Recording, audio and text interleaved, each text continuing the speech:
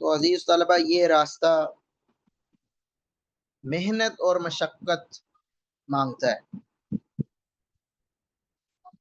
اس راستے میں تھوڑے سے وقت کی بات نہیں ہے.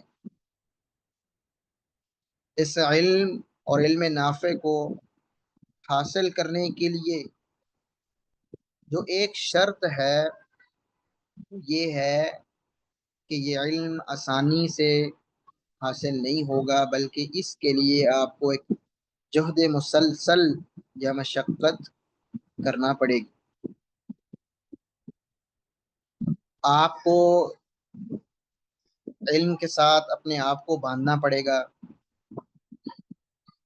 کیونکہ یہ علم بڑا شرف والا ہے.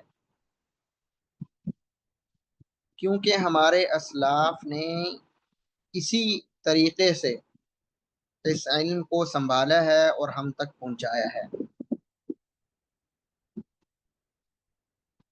یہ کہا جاتا ہے کہ آپ علم کو اپنا اکثر وقت دیں گے تو علم آپ کو اپنا باز دے گا.